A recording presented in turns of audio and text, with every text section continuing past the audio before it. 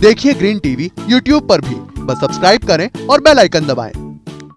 नमस्कार दोस्तों, स्वागत है आपका किसान बुलेटिन में और मैं हूं आपके साथ पारुल यादव। चलिए जल्दी से एक नजर डालते हैं खेती किसानी और ग्रामीण भारत की आज की बड़ी हेडलाइंस पर। मथुरा पहुंचकर राकेश टिकैत ने की कृषि कानूनों को रद्द करने की मांग। किसानों के समर्थन में जंतर मंतर पहुंचे राहुल गांधी। केंद्र सरकार देगी मखाना किसानों को 10 लाख रुपए का अनुदान। किसान खुद कर सकेंगे प्रोसेसिंग और पैकेजिंग। बंगाल में किसानों के खातों में पहुंची पीएम किसान सम्मान निधि योजना की पहली किश्त। ममता बनर्जी ने की किसानों को 3 साल के 18,000 रुपए देने की मांग।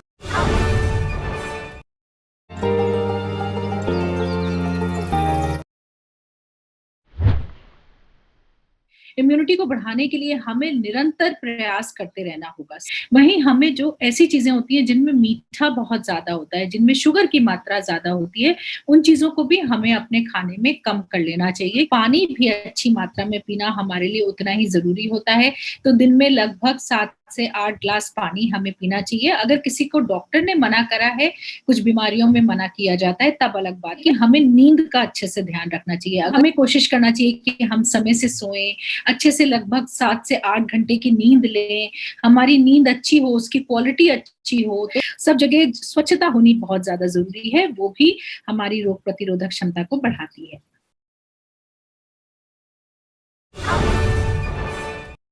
भारतीय किसान यूनियन के राष्ट्रीय प्रवक्ता राकेश टिकैत ने बीते रोज मथुरा पहुंचकर बयान दिया कि जब तक सरकार नए कृषि कानूनों को वापस नहीं लेगी तब तक किसान घर वापसी नहीं करेंगे।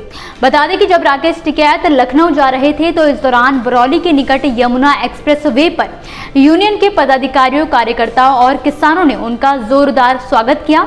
इस बीच टिकैत ने कहा कि ये समय है किसान हित में लड़ाई लड़ने का, एक साथ कदम से कदम मिलाकर चलने का, ताकि कृषि कानूनों को रद्द कराया जा सके। वहीं इसके उलट बीते रोज कृषि कानूनों के खिलाफ प्रदर्शन कर रहे किसानों के समर्थन में विपक्षी नेताओं का एक दल जंतर मंतर पहुंचा। इस दल में राहुल गांधी भी मौजूद थे। इस दौरान उन्होंने कहा कि पूरा विपक्ष किसानों को अपना समर्थन देने पहुंचा है। बिल पर चर्चा से कोई हल निकलने वाला नहीं है। केंद्र सरकार को इन तीनों काले कृषि कानूनों को रद्द करना ही होगा। साथ ही उन्होंने कहा कि आप सभी देख रहे हैं कि संसद में इस समय क्या हो रहा है। पूरा विपक्ष पेगासस पर बात करना चाहता है, लेकिन सरकार इससे दूर भाग रही है। आपको बता दें कि बीते रोज जंतर मंतर पर किसानों को समर्थन देने की खातिर राहुल गांधी के अलावा तृणमूल कांग्रेस, बीएसपी और आम आदमी पार्टी के कई नेता मौजूद रहे। किसानों की बेहतरी की खातिर सरकारें आए दिन कुछ न कुछ योजनाएं लाती रहती हैं ताकि किसानों को सशक्त बनाया जा सके। इसी दिशा में हाल ही में बिहार के सुपौल को मखाना कॉरिडोर से भी जोड़ा गया था, जिसके चलते इस जिले को मखाना जिला का दर्जा भी दिया गया। हालांकि अब मखाना किसानों को लाभ देने की खातिर सरकार प्रधानमंत्री सूक्ष्म खाद्य उन्नयन योजना के तहत मखाना किसानों को बढ़ावा देने की तैयारी में है, जिसके तहत किसानों को 10 लाख रुपए तक का या फिर 35% तक का अनुदान सरकार मुहैया कराएगी, जिसकी मदद से किसान उत्पादित मखाना की प्रोसेसिंग से लेकर पैकेजिंग कर सकेंगे। इसके लिए किसानों से ऑनलाइन आवेदन लिया जा रहा है। जाहिर है कोसी प्रभावित सुपौल जिले में मखाने की खेती बड़े पैमाने पर की जाती है। खासकर कोसी नदी से जुड़े क्षेत्र जहां साल भर पानी भरा रहता है, वहां मखाने की अच्छी पैदावार होती है। जिला उद्यान पदाधिकारी आकाश कुमार की माने तो प्रधानमंत्री सूक्ष्म खाद्य उन्नयन योजना के तहत जिले को मखाना खेती के लिए चयनित किया गया है। किसानों को मखाना से संबंधित उद्योग के लिए आर्थिक मदद दी जाएगी। सरकार अधिकतम 10 लाख की अनुदान राशि देगी, जिसके लिए किसानों से आवेदन लिए जा रहे हैं। कुल 169 किसानों को इस योजना का लाभ दिया जाएगा। जाहिर है कि प्रधानमंत्री किसान सम्मान निधि योजना को लॉन्च हुए 3 साल होने को हैं। हालांकि इसके बाद भी अब तक बंगाल में किसी भी किसान को इसका लाभ नहीं मिला था, जिसकी वजह केंद्र सरकार और राज्य सरकार के बीच चलती खींचातान थी।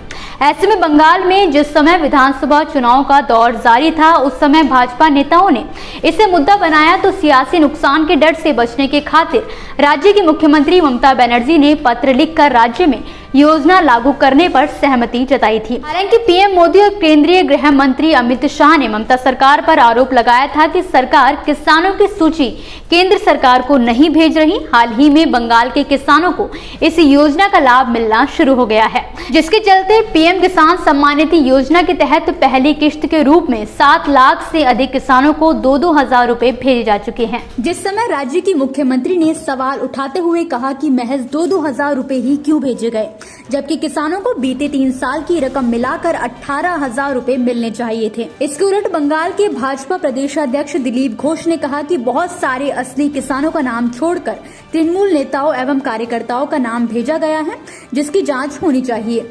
आपको बता दें कि राज्य सरकार ने केंद्र को 44.8 लाख किसानों के नाम भेजे हैं। हालांकि केंद्र सरकार ने 9.5 लाख नामों को खारिज कर दिया है। तो दोस्तों, ये थी आज की किसान बुलेटिन की कुछ ऐसी खबरें जिन्हें हमने आप तक विस्तार से पहुंचाया। लेकिन अब बारी है कृषि क्षेत्र से जुड़ी कुछ ऐसी खबरों की जिनके बारे में भी आपके पास जानकारी होना जरूरी है। तो चलिए समय ना गवाते हुए जल्दी से एक नजर डालते हैं खेती किसानी और ग्रामीण भारत की छोटी बड़ी अपडेट्स पर। उत्तर प्रदेश के पीलीभीत में इस समय किसानों की मुश्किलें काफी बढ़ गई हैं, जिसकी वजह है किसानों को नहरों का पानी नहीं मिल पाना और नहरों की वक्त रहते सही समय पर सफाई न करवाने की वजह से चुरासकतपुर से मुसैली की ओर जाने वाली माइनर में पानी नहीं आ रहा, जिसके चलते यहाँ के किसान पूरी तरह से अपनी फसलों की सिंचाई करने के लिए बोरिंग पर निर्भर हैं। ऐसे में किसानों की लागत बढ़ रही है, साथ ही किसानों की परेशानियां कम होने का नाम नहीं ले रही। वैश्विक महामारी कोरोना का असर सभी क्षेत्रों पर पड़ा है। इससे खेती किसानी भी अछूता नहीं है। कोरोना के बीच किसानों को तमाम चुनौतियों का सामना करना पड़ा। हालांकि अनेकों लोग ऐसे रहे जिन्होंने कभी हार नहीं मानी। इसी तरह का एक नजारा देखने को मिला कर्नाटक में। यहाँ पर कोरोना लॉकडाउन के कारण केले के भाव काफी गिर गए और स्थिति यहाँ तक आ गई कि गिरे भाव के बावजूद भी खरीदार नहीं मिल रहे थे। तब यहाँ के किसानों ने केला से आटा बनाकर इस समस्या का समाधान किया।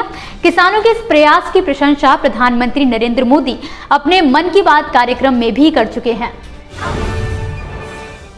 आने वाली 17 अगस्त को इंडियन इंटेलेक्चुअल प्रॉपर्टी द्वारा नेशनल इंटेलेक्चुअल प्रॉपर्टी अवार्ड्स का वर्चुअल आयोजन किया जाने वाला है, जो कि 17 तारीख को 5 बजे से शुरू किया जाएगा।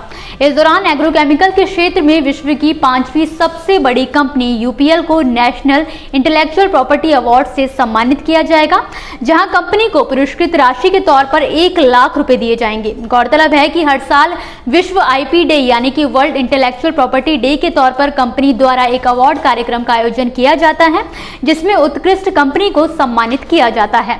आपको बता दें कि यूपीएल भारत की सबसे बड़ी एग्रोकेमिकल कंपनियों में से एक है, जिसका सालाना टर्नओवर 35,000 करोड़ से भी ज्यादा है।